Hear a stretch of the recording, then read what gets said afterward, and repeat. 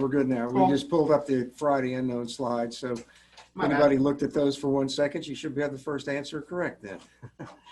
So we have quite a few cases we're going to look at today. So we're going to be talking mostly about different variants of melanoma.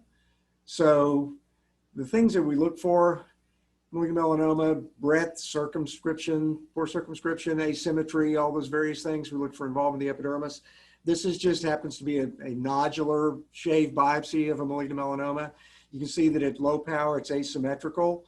As you go to higher magnification, it's comprised of these irregular nests that coalesce.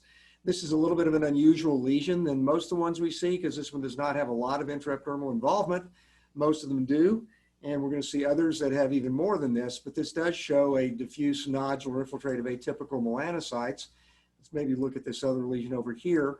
And, you know, we don't like to get shave biopsies of melanocytic lesions like this, unfortunately. This almost could be a metastasis of melanoma. So, again, if you're going to learn something from this, don't take a superficial shave of a pigmented lesion. Clinicians miss melanomas about 33 to 40% of the time. So again, I don't know if this was thought to be malignant melanoma, but it's got these sheets of atypical cells in here. This one does not have a lot of epidermal involvement. So we're going to look at a couple other cases that are maybe a little bit better. This is another lousy biopsy of melanoma in situ, supposedly. And you can see that it's got features that look like a little background seborrheic keratosis here, but it's also got single melanocytes present throughout the epidermis. So this is melanoma in situ. See nest of cells here. Single melanocytes that predominate over the nest of melanocytes are present not only at the dermoepidermal junction, but they're focally in some areas present above it. It's on sun-damaged skin. So again, this will be considered lentigo maligna or melanoma in situ. And the clinician probably wasn't thinking of melanoma here. At least I hope they weren't, because they took a very superficial shave biopsy.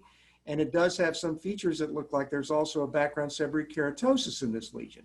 And it's not uncommon for there to be patients that have sun-damaged skin. They get solar lentigines, they get melanoma in situ, they get macular seborrheic keratoses. Clinicians think they're dealing with a seb care. They take a shave, and lo and behold, like this case, it shows melanoma in situ. Look at this other piece over here. Basically, it's even got a little small cyst associated with it, and higher magnification once again. Sun-damaged skin, single melanocytes at the dermoepidermal junction that coalesce with a background solar lentigo, and here's a nest of cells over here and over here. So that's melanoma in situ, lentigo maligna.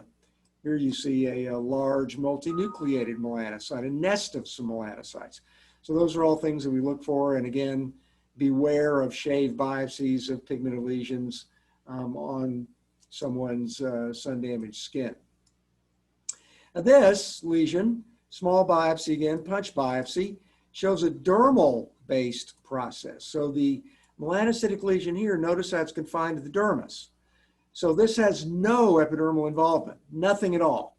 So we would not think that this would be a primary melanoma if this were going to be melanoma at all.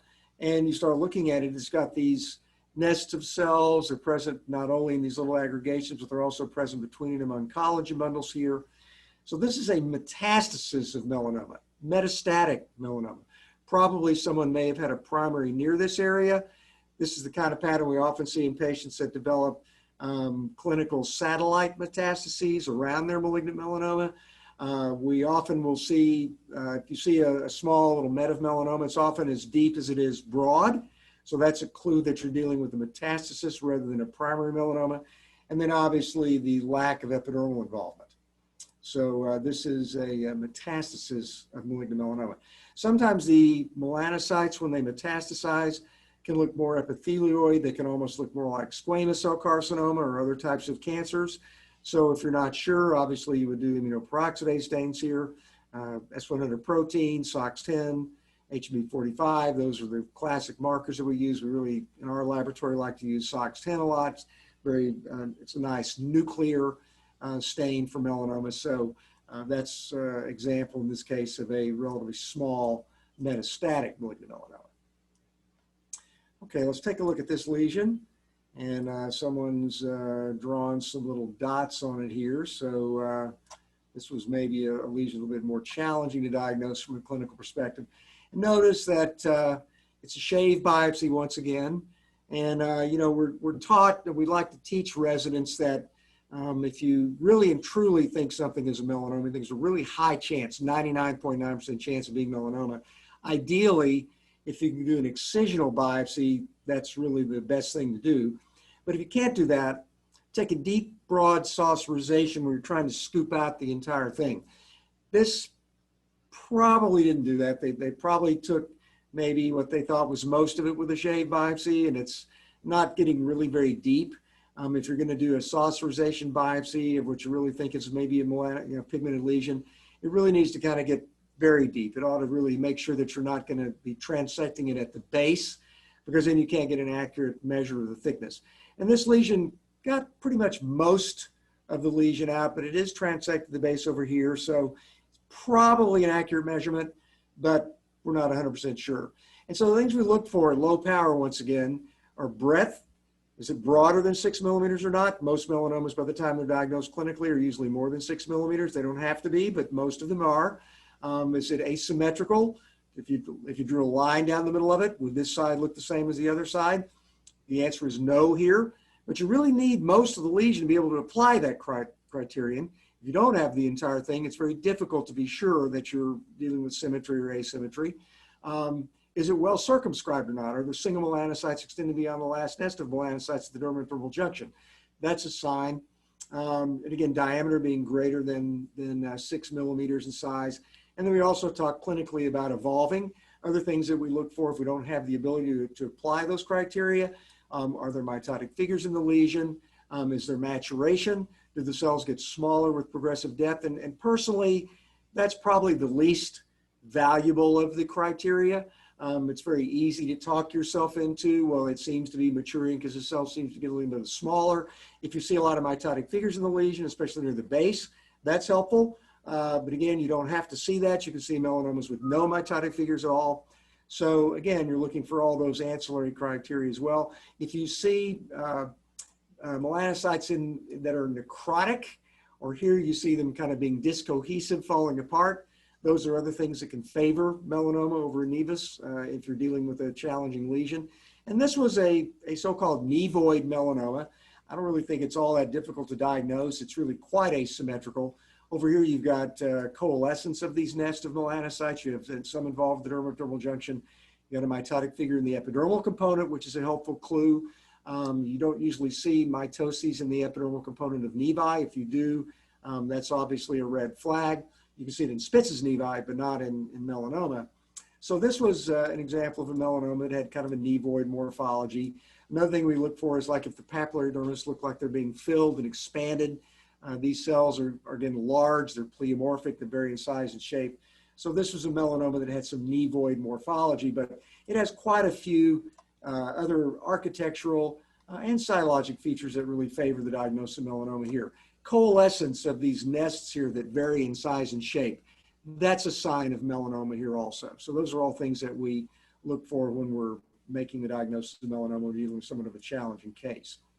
So that was a so-called nevoid malignant melanoma. Okay, this is another lesion, and this is one that gets missed very commonly from a clinical perspective. This is, again, a melanocytic lesion, and we're looking at it initially at low power. It really doesn't look melanocytic. It almost looks like a fibrohistiocytic lesion. And notice that there are these lymphoid aggregates in the lesion. We're going to go to higher magnification, and you can see that these cells are really quite atypical here. There are these pleomorphic cells over here. You can't even be certain that these are melanocytes or not. The answer is no. This could possibly be a fibrohistiocytic neoplasm. Could even maybe be another spindle cell neoplasm. We would probably favor a malignancy because of the pleomorphism here. But this actually turns out to be another type of melanoma known as a desmoplastic malignant melanoma. And this is something that can be very, very challenging to diagnose clinically. Most of these lesions are not thought to be melanoma clinically. They're often thought to be like a fibroma or a scar. I've seen about 5 or 6 of these lesions in my career thought to be ruptured cysts because they're inflammatory in some cases, look kind of red, they look kind of indurated, and then they get missed.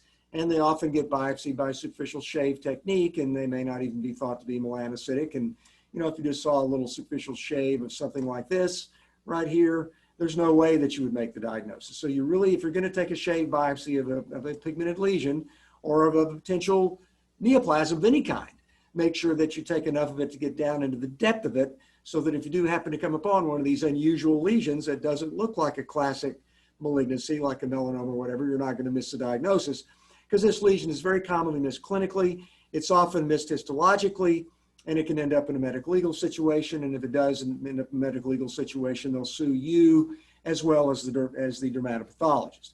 So this was a pretty obvious malignancy here. This is very, very atypical. This is one that we do special stains on to make sure we're not dealing with maybe a pleomorphic dermal sarcoma, or even a spindle cell squamous cell carcinoma, or even a leiomyosarcoma, something like that. And it actually turned out to be a malignant melanoma. It's stained positively with SOX10, stained positively with S100 protein. But notice this has no involvement of the epidermis. There's no overlying melanoma in situ here. And normally, I'd say probably about 50 to 60% of the time we'll see that. But in other cases like this, there's absolutely no involvement of the epidermis. So you don't have to get any involvement at all. It's nice if you do see it, but if you don't see it, it doesn't rule it out. Sometimes if you cut through multiple sections, you'll see it in just one or two little areas. And I've seen some examples where the cells are not nearly as pleomorphic as this.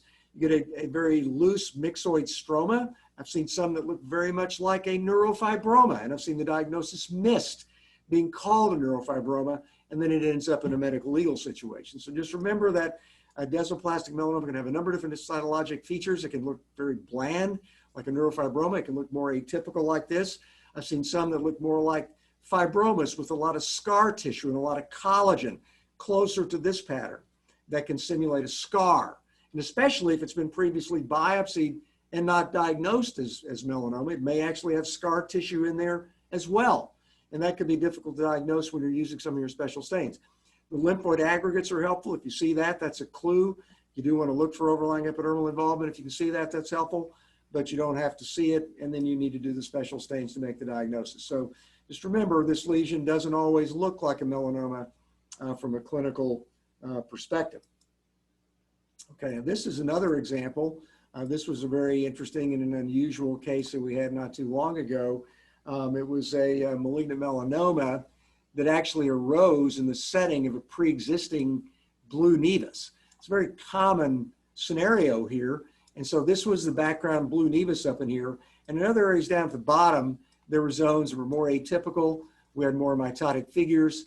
And so this was an example of malignant melanoma that had an angiomatoid, almost a lot of extravasated erythrocytes that arose in association with the pre-existing malignant melanoma. So usually if you get melanoma rising to blue nevus, it's usually in a cellular blue nevus, a very large lesion. And in one area, it undergoes malignant degeneration. So this is a little bit of an unusual pattern that we see in some cases, but this does happen in rare cases, and something that you can see sometimes in blue nevus and melanoma rising together. It's another area down here that was the more classic spindle cell benign area that looks more like a classic blue nevus here.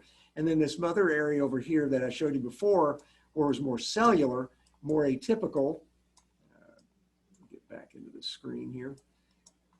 So this was the melanoma component that arose in association with the more spindle cell blue nevus in the other side. So this is very rare, doesn't happen very frequently, probably not going to see that on the board examination, but just realize it is something that can happen in some cases. We don't see that very frequently, but it is something that you might encounter on occasion. Okay, so this is an example of a melanoma once again that shows pattern that kind of looks almost like a desmoplastic melanoma again. So this is a very difficult and I would say somewhat challenging lesion once again. You've got this diffuse proliferation of these cells taken by punch technique. You can't use the breadth, the symmetry, the circumscription, some of these features that we commonly see and associate with malignant melanoma here. So this is another desmoplastic type of lesion that's got all of these atypical cells present diffusely between them oncology in the dermis, and with some scattered atypical cells, maybe even a mitotic figure here. So this is another example of a epithelioid malignant melanoma with some desmoplastic features, really kind of a challenging lesion in this case, just to kind of show you some examples of unusual melanomas that we encounter. And that's why you need to make sure that the biopsies that you take are going to sample these lesions appropriately. So again, this was a challenging lesion, one that was able to be diagnosed, but something that was probably challenging largely because of the technique that was taken. So again, another example of sort of an unusual malignant melanoma. Okay, this is another example. This is a more characteristic kind of lesion that's got more of the pattern that we see in most routine types of melanomas that we diagnose. This would be more like a superficial spreading melanoma. So punch biopsy probably took most all the lesion, might have even been a little minor excisional or incisional biopsy, and shows a lesion that's kind of got more of a pattern that looks like that of maybe a superficial spreading melanoma. The melanocytes at the dermatodermal junction, some spreading above the dermatodermal junction, mostly melanophagia with inflammation in the dermis, and then these cells that are present above the dermatodermal junction with some cells present in the superficial part of the epidermis here, getting into the cornified layer. So these cells are arranged in nests. They're solitary units that predominate over the nest. There's some pagetoid spread, so kind of a challenging lesion, but notice that it's very asymmetrical. You've got a couple of these cells present at the dermatodermal junction. So this example is superficial spreading melanoma, melanoma in situ with focal dermal involvement. That's also got some, maybe even some possible cells that might be necrotic here. This lesion might have been possibly damaged by the sun as well. And we do see dysplastic nevi and lesions like that in some cases that get damaged by the sun. It can simulate melanoma. But this lesion is very asymmetrical. It's broad, it's poorly circumscribed, and even though we don't have the whole thing, it goes from side to side, and you've also got extensive pagetoid spread of melanocytes, such as here, throughout the epidermis with coalescence of these melanocytes at the dermatodermal junction. Some of these might even be a pre-existing nevus over here, but you can see that it's got features of obvious melanoma over here. Asymmetrical, broad, all the features of melanoma, with possibly areas of a pre-existing nevus in which the lesion arose in association. So this is an example of a malignant melanoma, superficial spreading type of melanoma that likely arose in association with a pre-existing nevus. Okay. This lesion, again, shows kind of an unusual finding that I wanted to share with you here. Let's see here. We'll move it over and rotate it. Okay. So we've got an incisional or excisional biopsy here, and we've got a melanocytic lesion in the dermis, and it's got this, almost these irregular aggregations that are almost arranged in these sheet-like aggregations in the dermis. And notice that whenever you see sheets of cells, large aggregations with asymmetry of the individual aggregations, that's the sign of a malignancy here. And this lesion's got maybe a little bit of contiguity to the epidermis. It's possible this could be secondary cutaneous involvement. It's kind of vertically oriented. Sometimes see that when a melanoma is involved in the epidermis secondarily. So this might even be a local metastasis. But it's got this one feature that I'm going to show you over here where the melanocytes are actually undergoing necrosis en masse. And whenever you see a melanocytic lesion, I don't care what other criteria are present, even if it's relatively small, when the melanocytes are dying en masse like this, that's almost always a sign of malignancy. So if you see that, and that's the main teaching point of this slide, you need to be very wary that you're really dealing with a melanoma. And here you see some individually necrotic keratinocytes. You've got these aggregations of melanin in here. So this is really a bad sign when you see that. It's a sign that the lesion is overgrowing its blood supply and the cells are dying, and it's almost always a bad prognostic sign. This may have been a primary. There actually is some possible involvement in this annexal structure here, but basically we've got this necrosis en masse, which is probably the most important teaching point of this slide here. So that's melanoma with necrosis en masse. Now this is a different situation here. We're dealing with the nail unit. And when you get melanocytic lesions of the nail unit, they can be extremely challenging to diagnose. And there's several criteria that you need to be aware of. First of all, if you get an early melanoma in the nail unit, notice the number of melanocytes can be very, very subtle. They just get a scattered sprinkling of melanocytes. And one of the things that we look for in an early lesion is if there are dendrites of the melanocytes that extend high up through the epithelium. And if you kind of look carefully, you can see that there's some dendritic melanocytes here. Some of these dendrites are kind of going up. You can see those often more if you get a special stain like a SOX10 or an S100 protein. But that's a dendrite of this melanocyte that's really, normally they usually extend only just above the basal cell area. Here you've got it up in the mid part of the epidermis, and in some cases these things can even extend all the way throughout the epithelium, all the way to the top. And notice that there are way too many melanocytes per unit area. There's another large sort of fat dendrite. There's some over here. So this is melanoma in situ of the nail unit. And these can be very subtle. If you take a punch, you may just see something that might look something like you see over here, which can be very, very challenging and difficult to diagnose. If you see a melanocyte that looks like this with a irregular dendrites, like right here, extending, even though it's not going high up through the epithelium, these are irregular, fat, abnormal dendrites. You do not see that in normal melanocytes in the nail unit. This would be a red flag that you're dealing with melanoma in situ of the nail unit. And here again, you see some prominent dendrites here that are extending above the basal cell layer. So this is an early melanoma in situ of the nail unit. Again, you have to make sure that you take a biopsy of the nail matrix. If you biopsy the nail bed epithelium distal to the nail matrix, you're not going to make the diagnosis.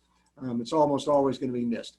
Another clue is if you get an extensive, large amount of melanin in the nail plate. That's also not commonly seen with the nail unit lentigo. So if you just take a small biopsy or you're evaluating a small biopsy and you see this finding right here, this would be a very strong concern for us that maybe you're dealing with an underlying melanoma beneath this in the nail unit epithelium. And you have to get into the nail matrix. We almost always work these up by doing special stains. Most of the time with a melanoma in the skin, glabrous skin, you don't need routine melanocyte markers. It's obvious that the lesion's melanocytic. Staining with HB45 antigen, P16, those markers, they're almost never really required in routine melanomas. Some people do them, but they don't need to be performed. It's a waste of time and money and energy, and you don't need it. So if it's a routine, obvious melanoma, like many of these I've showed you, you don't need any special stains. But in the nail unit, because the melanocytes may be so few in number, but may still be abnormal, and you may be dealing with an early lesion, there it's actually not uncommon to do stains. So that's an exception to the rule when you're dealing with a melanocytic lesion in the nail unit. There we're dealing with the differential diagnosis between a nail unit lentigo and a melanoma in situ, especially in an early stage. Can be quite subtle. You may not get a longitudinal nail biopsy like we see here that shows all the findings. So you may need to do some special stains in that situation. And it's always a good idea to consider sending a photograph with a nail unit biopsy. I would pretty much almost always recommend that because it's so helpful to see clinically what the lesion looks like and what we're looking at under the microscope that you want us to evaluate. Now, this is an interesting case here. This is an example of a metastasis of melanoma. And I showed you one before that was a little dermal met. This is an example of metastasis with lymphovascular invasion. So notice here, there's not a nodular aggregation of melanocytes in the dermis like I showed you before. And that's what we see most commonly when we're dealing with metastases of melanoma. Here we've got individual small aggregations of metastatic melanoma that are all confined to blood vessels and lymphatics. That's actually relatively uncommon, but if you see patients that have widespread melanomatosis and get widespread pigmentation of their skin and you biopsy it, you'll often see this pattern. And you may see melanin, like here, in the dermis. So these are not melanocytes here. These are melanin in the dermis here. Maybe some melanocytes also, but the main bulk of the melanocytes in this lesion are present inside these blood vessels here. So this is kind of an uncommon pattern that we see in metastatic melanoma on occasion. Usually they're more kind of cannonball, nodular mets of melanoma that we see either in the reticular dermis or the deep dermis, or sometimes even the subcutaneous fat.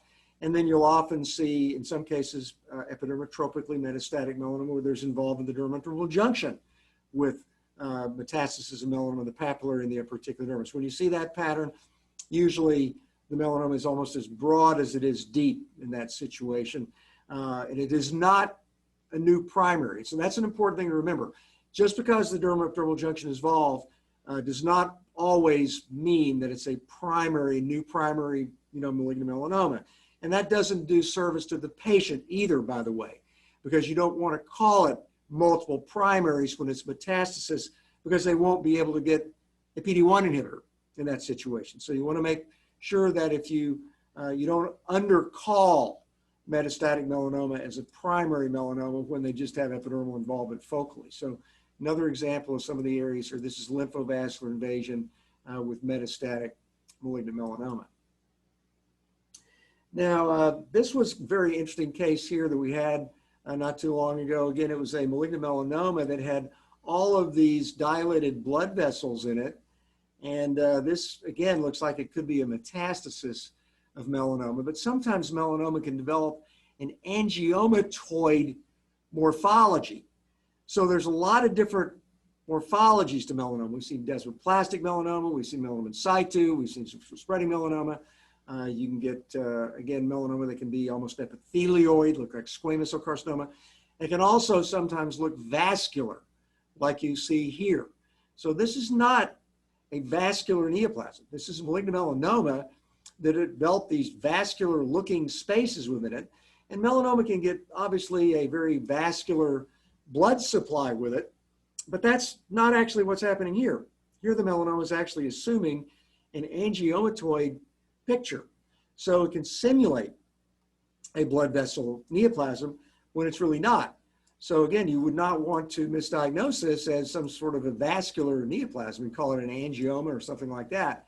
So again, it's got a very angiomatous picture to it. Almost looks kind of like a glomus tumor over here. So if you really weren't certain about the diagnosis, you'd obviously would do special stains. This was strongly positive for melanocyte markers. And I can tell you that melanoma can look pretty much like just about anything, especially when it metastasizes. It can really become very poorly differentiated, dedifferentiated, have no melanin whatsoever at all in the lesion. And so you want to make sure that you don't undercall a situation like that and end up calling it something that might be, say, like a blood vessel tumor or something like that.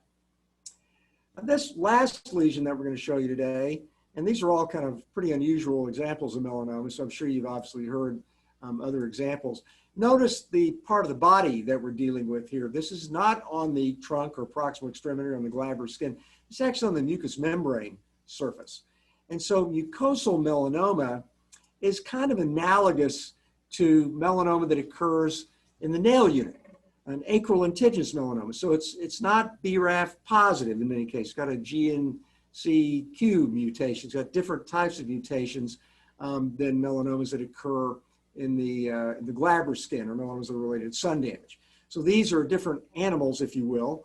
And notice that it's got this very prominent, heavily pigmented dendritic melanocytes in the epithelium, very similar to that we see in the nail unit.